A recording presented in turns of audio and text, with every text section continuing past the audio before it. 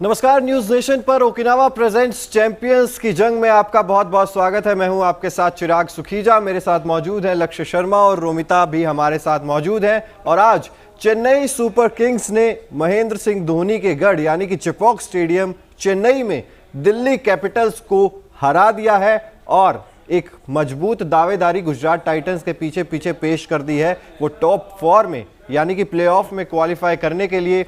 लेकिन सबसे पहला सवाल लक्ष्य सिंपल सा है, चेन्नई ने बल्लेबाजी बेहतर, या मैं कहूं कि दिल्ली ने गेंदबाजी खराब की या बल्लेबाजी खराब की? दोनों चीज कहूंगा, क्योंकि 167 रन इस पिच पे बनना, आप ये समझ लीजिए कि 200 रन बन गए हैं दूसरी पिचेस पे। बहुत मुश्किल था। और देखिए, आपने चेन्नई की बात करी, जब किंग्स आगे लगा हुआ है और आज किंग की तरह ही खेले, बहुत जल्दी विकेट गिर गए थे, लेकिन उसके बाद भी अप्रोच वो थी ना, शिवम दुबे आए, लगातार अपने शॉट्स खेले, अंबाती रायडू आए, अपने शॉट्स खेले, जल्दी आउट हो गए। उसके बाद जो महेंद्र सिंह धोनी ने शायद 10 गेंद खेली है, 10 गेंद पर पूरा गेम अलग, 9 गेंद पर। अब देखिए, मैं तो 2 छक्के उनके याद रखता हूँ। बिल्कुल। तो हर मैच में आते हैं, 2 छक्के मारते हैं, इम्पैक्ट ऐसा दिखाते हैं। लेकिन दिल्ली की साइड से दिक्कत क्या है? दिल्ली की साइड से दिक्कत ही है, उनके कप्तान डेविड वार्नर पहले रन बना रहे थे तो स्ट्राइक रेट खराब था, अब स्ट्राइक रेट अच्छा होता जा रहा है तो अब रन नहीं बन रहे हैं। तो दोनों चीज एक साथ डेविड वार्नर इस साल हो नहीं पा रहा। बिल्कुल। रोमिता, खुश तो बहुत होंगे आज आप। चेन्नई सुपर किंग्स की सबसे बड़ी फैन है रोमिता, और कैसा लग रहा है? 15 अंक हो गए पॉइंट्स टेबल में, दूसरे नंबर पर मौजूद है अभी भी गुजरात में पहुंच ही गए हो। बिल्कुल। मुझे तो बहुत अच्छा लग रहा है। मुझे लगता है कि सीएसके के हर फैन को आज अब वो उम्मीद नजर आ रही होगी, क्योंकि बीच में हमने देखा कि कैसे थोड़ा सा जो पॉइंट टेबल में उसमें पिछड़ती नजर आ रही थी सीएसके, लेकिन अब जिस तरीके से मैचेस को वो खेल रही है, जिस तरह का क्रिकेट अब प्लेयर्स खेल रहे हैं, उसके बाद अब चेन्नई जो है वो लगातार पॉइंट टेबल में भी ऊपर जाती जा रही है। तो आज मैं तो सेटिस्फाइड हूँ चेन्नई ने जिस तरह का गेम खेला। बिल्कुल। और हाँ बिल्कुल। नहीं, और एक चीज और देखनी होगी। देखिए, चेन्नई और कप्तान उनके MS धोनी की आपको तारीफ करनी होगी, क्योंकि अपने होम ग्राउंड पर यानी चेन्नई पे केवल एक मैच वो हारे हैं। उन्हें पता था कि बाहर जाके शायद उनको मुश्किल आ सकती है, क्योंकि उनकी तेज गेंदबाजी उस स्तर की नहीं है। अपने गढ़ पर जीत लीजिए, स्पिनर्स की मदद से जितने मैचेस जीत रहे हैं, और उन्होंने यही काम किया। प्लेऑफ तक का सफर तो बिल्कुल सिंपल उनका निकल गया, ज़्यादा उनको वो कहते हैं ना, तामझाम करना नहीं पड़ा। और देखिए, धोनी है ना तो कुछ भी मुमकिन है। बिल्कुल। और वो जो आप गढ़ में एक मुकाबला हारे हैं उसकी आप बात करें, वो भी याद होगा आपको किसने हराया था? आपकी फेवरेट राजस्थान रॉयल्स ही गढ़ में जाकर, तभी याद है। तो यहाँ पे देखिए, ऑलराउंड प्रदर्शन देखने को मिला चेन्नई सुपर किंग्स की तरफ से। चाहे बल्लेबाजी हो, वहां तक पहुंचे जहां तक शायद वो पार स्कोर था उसको पार किया, और उसके बाद गेंदबाजी जिस तरीके से खास तौर पर स्पिनर्स का इस्तेमाल करते हैं, और दीपक चाहर ने शानदार गेंदबाजी की। आज क्या स्विंग करा रहे थे, मतलब ऐसा लग रहा था कि मतलब वो कहते हैं ना कि वीडियो गेम में खेल रहे हैं, कभी यहाँ कभी वहां कभी यहाँ, कहाँ कुछ समझ में नहीं आया। इधर चला मैं उधर चला, मतलब वही है कि मतलब खुद धोनी सरप्राइज थे। हर गेंद के साथ जो उनका धोनी का रिएक्शन था, एम्पायर का रिएक्शन था। तो मुझे लगता है कि देखिए, दीपक चाहर ने शुरुआत में ही चेन्नई की जीत फिक्स कर दी थी। बिल्कुल। और ये वो पारियां चेन्नई सुपर किंग्स की तरफ से रविंद्र जडेजा 21 रन 16 गेंदों का सामना करते हुए 131.25 का स्ट्राइक रेट, 1 चौका 1 छक्का इन्होंने लगाया अपनी पारी में। और शिवम दुबे जिनकी बात कर रहे थे, उन्होंने भी 200 से ज्यादा की स्ट्राइक रेट से बल्लेबाजी की। महेंद्र सिंह धोनी 20 रन बनाए 9 गेंदों का सामना करते हुए, 2.22 की स्ट्राइक रेट से रन बनाए, और 2 छक्के जिनका लक्ष्य अभी जिक्र कर रहे थे। और वो जो छक्के थे ना, वो आवाज जो आती है बैट से, वो कितनी प्यारी लगती है महेंद्र सिंह धोनी के बल्ले से आया, तो वो आवाज का आप हंसी देख लीजिए रोमिता की, वो हंसी अलग लेवल पे चली जाती है। और अक्षर पटेल की तो बहुत बात करेंगे, बहुत बात करेंगे। नहीं, आज तो बहुत बात करेंगे अक्षर पटेल। रोमिता, 2 छक्के, स्माइल आप कर ही रहे हो, कह दो कुछ। देखिए, धोनी को मतलब एक तो वो नीचे वाले ऑर्डर में आते हैं, कई बार ऐसा होता है कि आ भी नहीं पाते हैं, लेकिन जब मैदान पर आते हैं और इस तरह के शॉट्स उनके बल्ले से निकलते हैं ना, तो मुझे लगता है कि हर फैन के लिए वो मोमेंट एक बार फिर से था, क्योंकि धोनी को खेलते देखना अपने आप में मुझे लगता है कि बहुत बड़ी चीज है। उसके बाद मैच चाहे आप जीते हारे, उससे ज्यादा मुझे लगता है ये मूवमेंट, मतलब ये सीएसके की फैन नहीं है, धोनी की फैन है। धोनी की वजह से सीएसके की फैन है। बिल्कुल। तो क्या लगता है 6 विकेट्स गिरने के बाद महेंद्र सिंह धोनी आते हैं, मतलब फैंस तो चाहते हैं जब पहला विकेट ही गिरता है तब भी। उनके पास मौका था, हालांकि आई आज भी गेंद 9 ही, आज आ गए थे 17वें ओवर में आ गए थे, लेकिन आज भी 9 गेंद ही खेली। लेकिन जो भी खेले आज धमाल खेले, और जडेजा भी आज उपयोगी का पारी खेली, रायडू ने भी उपयोगी पारी खेली, ऋतुराज गायकवाड़ ने भी अच्छी पारी खेली, मिचेल मार्श दिल्ली की तरफ से अच्छी गेंदबाजी रहे। लेकिन जैसे कि आप बात कर रहे थे रोमिता, 5 करोड़ का सवाल, अक्षर पटेल कब करेंगे ऊपर बल्लेबाजी?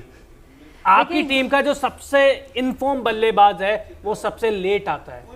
देखिए ये इस पर सोचना होगा कब बाहर तो होने की मुझे लगता हो ही है गया अब शायद सोचें, क्योंकि अब जरूरी भी हो जाता है सोचना कि उनका जो ऑर्डर है वो तय कर लिया जाए। तो मुझे लगता है कि अब जैसे जैसे प्लेऑफ में पॉइंट टेबल में भी वो करीब आते जा रहे हैं, तो मुझे लगता है कि शायद इसको लेकर एक बार फिर से वो विचार करें मैनेजमेंट के साथ कि किस तरीके से उनकी जो ऑर्डर है उसे एक बार रीशफल किया जा सके, क्योंकि ये ज़रूरी हो जाता है। अगर मैचेस आगे अच्छे निकालने हैं तो बहुत ज़रूरी है कि इस पर विचार किया जाए। और आज इनकी जो गेंदबाजी है उसकी, वैसे हम यहाँ पर ये दिखा रहे हैं कि उन्होंने 11 बॉलों का सामना किया है और 17 रन बनाए हैं, लेकिन आज जिस तरीके से बॉलिंग हुई है वो भी तारीफ करनी होगी इसकी। मुझे लगता है दिल्ली की तरफ से भी बॉलिंग तो अच्छी हुई है और चेन्नई की तरफ से भी बॉलिंग अच्छी हुई है। लक्ष्य जी बिल्कुल, गेंदबाजी तो अच्छी हुई है और बल्लेबाजी खराब हुई है डीसी की साइड से। लेकिन चिराग और रुमिता, मेरा आप लोगों से बहुत सिंपल सवाल है। सरफराज फेल हो रहे हैं, मनीष पांडे आज टेस्ट पारी खेल के गए हैं, तो ऐसे में क्यों ना पृथ्वी शॉ को और ही मौके दिए जाए, क्योंकि 1-2 मैच तो वो अपने दम पर जिता के जाएंगे आपको। बिल्कुल, देखिए पृथ्वी को आपको चांसेस देने चाहिए।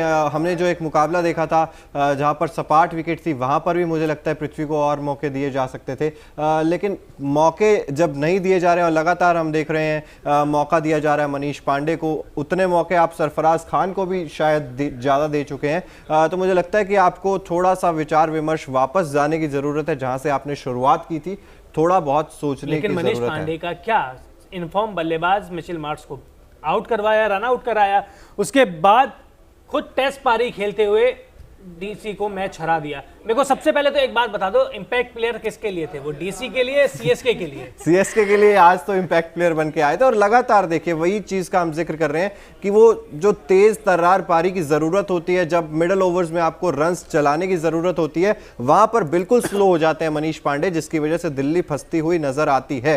और अब आप लोगों को ऐसा भी लगता है जी कि मतलब जैसे हम यहाँ पर जिक्र कर रहे हैं कि भाई ये प्लेयर परफॉर्म नहीं कर रहा, जैसे हम मनीष पांडे की बात कर रहे हैं, तो क्या अब जब मैचेस हार रहे हैं या प्लेऑफ में जो टीमें जाने वाली हैं, अब वो एक बार उन क्रिकेटर्स पे, उन बल्लेबाजों पर या गेंदबाजों पर विचार करेगी जो नॉन परफॉर्मिंग है? क्या उनके जो विकल्प हैं उनको लाने का रिस्क लिया जा सकता है, या फिर उसी प्लेइंग 11 के साथ आगे जाने पर विचार हो सकता है? देखिए अभी तो एक ही टीम है जो रिस्क लेने को अब ले सकती है, उसका नाम है दिल्ली कैपिटल्स। बाहर हो चुकी है, ऑलमोस्ट बाहर हो चुकी है, प्लेऑफ में पहुंचे, कोई चमत्कार ही बाहर कर सकता है। तो अब तो यही है कि बेंच पे जो खिलाड़ी बैठे हैं उनको मौका दे लीजिए, क्योंकि बहुत बड़े बड़े धुरंधर आपके पास है। हाल उनका क्या हुआ, आपकी टीम का क्या हुआ, देख लीजिए। और एक चीज तो मुझे और समझ में नहीं आई, जैसे कि मैं और चिराग बात भी कर रहे थे, रोमेल पावेल जैसे खिलाड़ी को आप कैसे बाहर कर सकते हो, वो भी शुरुआती 2 मैच में फेलियर के बाद।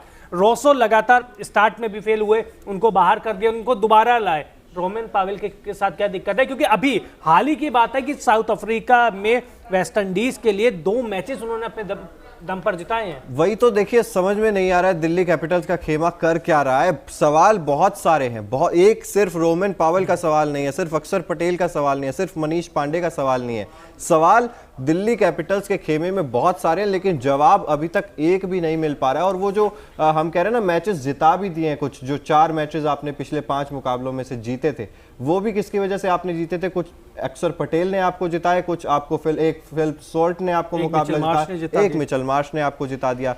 तो आप देख रहे हैं ना कि वो सिंगल प्लेयर निकल कर आ रहा है दिल्ली कैपिटल्स के खेमे में, जो मैच जिता रहा है आपको। आपका टीम वर्क नजर नहीं आ रहा है। तो जब आपका टीम वर्क एक साथ मिलके, जब रन्स भी आप बनाएंगे, विकेट्स भी आप चटकाएंगे, तब लगेगा कि एक पूरे कैंप की तरह टीम चल रही है। नहीं तो फिर मुझे लग रहा है कैंप की तरह चल ही नहीं रही है। शायद रिकी पॉन्टिंग का जो टीम में इंटरफेरेंस है बहुत ज़्यादा है। रणनीति शायद वही बना रहे हैं और वही इंप्लीमेंट कर रहे हैं, बाकी किसी का मुझे तो दूर से कम ये नहीं दिख रहा है, क्योंकि सौरव गांगुली हो गए, बड़े बड़े नाम उधर है, शेन वॉटसन बहुत बड़े बड़े नाम